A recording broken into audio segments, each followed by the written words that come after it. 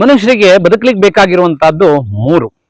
ಒಂದು ವಿದ್ಯೆ, ಇನ್ನೊಂದು ಸಂಪತ್ತು, ಇನ್ನೊಂದು ಶಕ್ತಿ. ಈ ಮೂರು ಒಳ್ಳೆಯವ್ರ ಜೊತೆಯಲ್ಲಿದ್ರೆ ಹೇಗೆ ಕೆಲಸ ಮಾಡತ್ತೆ, ಅದು ಕೆಟ್ಟವ್ರ ಜೊತೆಯಲ್ಲಿದ್ರೆ ಹೇಗೆ ಕೆಲಸ ಮಾಡತ್ತೆ ಅನ್ನೋದಕ್ಕೆ ಒಂದು ಅದ್ಭುತವಾದ ಸುಭಾಷಿತವನ್ನ ನಾವು ಇವತ್ತು ನೋಡೋಣ.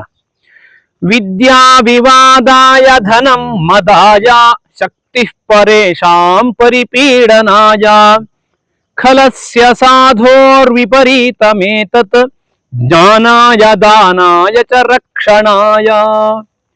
ವಿದ್ಯೆ ದುರ್ಜನನ ಕೈಯಲ್ಲಿದೆ ಅಂದ್ರೆ ಹೇಗೆ ಕೆಲಸ ಮಾಡುತ್ತೆ ಅಂದ್ರೆ ವಿವಾದಾಯ, ವಿವಾದವನ್ನು ಉಂಟು ಮಾಡುತ್ತೆ. ಅವ್ರು ಹೇಗೆ ಆ ವಿದ್ಯೆಯನ್ನು ಬಳಸೋದನ್ನ ತೊಂದರೆ ಕೊಡಬೇಕು ಅನ್ನೋದ್ರ ಬಗ್ಗೆ, ಹೇಗೆ ನಾನು ಜಗಳ ಮಾಡ್ಲಿ ಅನ್ನೋದ್ರ ಬಗ್ಗೆ, ಅಥವಾ ಇನ್ಯಾವುದೋ ಸಾಮಾಜಿಕವಾದಂತಹ ಅಲ್ಲೋಲ ಕಲ್ಲೋಲವನ್ನು ಮಾಡಬೇಕು ಅನ್ನೋದ್ರ ಬಗ್ಗೆ ಅವನು ಯೋಚನೆ ಮಾಡ್ತಾನೆ. ಹಣ ಇದೆ, ಅವನು ಹೇಗೆ ಬಳಸ್ಕೋತಾನೆ ಅಂತ ಕೇಳಿದ್ರೆ ಧನಂ ಮದಾಜ, ತನ್ನತ್ರ ಹಣ ಇದೆ, ತಾನೇ ಬಹಳ ಶ್ರೀಮಂತ ಅಂತ ಬೇರೆಯವ್ರನ್ನೆಲ್ಲ ಕೀಳಾಗಿ ನೋಡ್ತಾನೆ.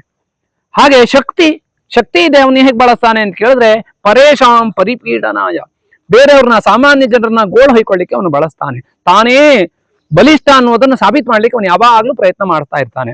ಆದ್ರೆ ಒಬ್ಬ ಸಜ್ಜನ ಆದ್ರೆ ಅದನ್ನ ಇದೇ ಮೂರನ್ನು ಹೇಗೆ ಬಳಸ್ಕೋತಾನೆ ಅಂದ್ರೆ ಜ್ಞಾನಾಯ ದಾನಾಯ ಚ ರಕ್ಷಣಾಯ, ಜ್ಞಾನಕ್ಕೋಸ್ಕರ ವಿದ್ಯೆಯನ್ನು ಬಳಸ್ಕೊಳ್ತಾನೆ. ತಾನು ಒಳ್ಳೆ ರೀತಿಯಾದಂತಹ ಜ್ಞಾನವನ್ನು ಪಡಿಬೇಕು ಅನ್ನುವಂತಹ ಗುರಿ ಜೊತೆಯಲ್ಲಿ ತನ್ನ ಜೊತೆಯಲ್ಲಿರುವವರನ್ನು ಜ್ಞಾನಿಗಳನ್ನಾಗಿ ಮಾಡ್ಲಿಕ್ಕೆ ಅವನು ಪ್ರಯತ್ನ ಮಾಡ್ತಾ ಇರ್ತಾನೆ. ಹಾಗೆ ದಾನವನ್ನು ಮಾಡ್ತಾನೆ. ಹಣ ಇದೆ ಅಂತ ಆದ್ರೆ ಅವನೇನ್ ಮಾಡ್ತಾನೆ, ಕಷ್ಟದಲ್ಲಿರೋರಿಗೆ ಸಹಾಯ ಮಾಡ್ತಾನೆ, ಅಥವಾ ಯಾರಿಗೆ ಆ ಹಣವನ್ನು ಕೊಟ್ರೆ ಉಪಯೋಗ ಆಗುತ್ತೋ ಅಂತವರಿಗೆ ಸಹಾಯ ಮಾಡ್ತಾನೆ. ಹಾಗೆ ರಕ್ಷಣೆ ಏನ್ ಮಾಡ್ತಾನೆ, ಶಕ್ತಿ ಇದೆ, ಶಕ್ತಿ ಹೇಗೆ ಬಳಸ್ಕೋತಾನೆ ಅಂದ್ರೆ ಕಷ್ಟದಲ್ಲಿರೋರ್ನ ಕಾಪಾಡುವುದಕ್ಕೋ, ದುಃಖದಲ್ಲಿರೋರ್ನ ಸಂತೈಸ್ಲಿಕ್ಕೋ, ಅಥವಾ ಭಯದಲ್ಲಿರೋರ್ನ ರಕ್ಷಣೆ ಮಾಡ್ಲಿಕ್ಕೋ, ಹೀಗೆ ಬೇರೆ ಬೇರೆ ಕಾರಣಗಳಿಂದ ಶಕ್ತಿಯನ್ನು ಅವನು ಬಳಸ್ಕೊಳ್ತಾನೆ ಒಳ್ಳೆಯ ರೀತಿಯಲ್ಲಿ. ನಾವು ಒಳ್ಳೆಯ ಮಾರ್ಗದಲ್ಲಿ ಸಜ್ಜನರಂತೆ ಬಳಸ್ಕೊಳ್ಬೇಕು. ನಾವು ಕೂಡ ಸಜ್ಜನರಾಗಿ ಸಮಾಜದಲ್ಲಿ ಬದುಕಬೇಕು.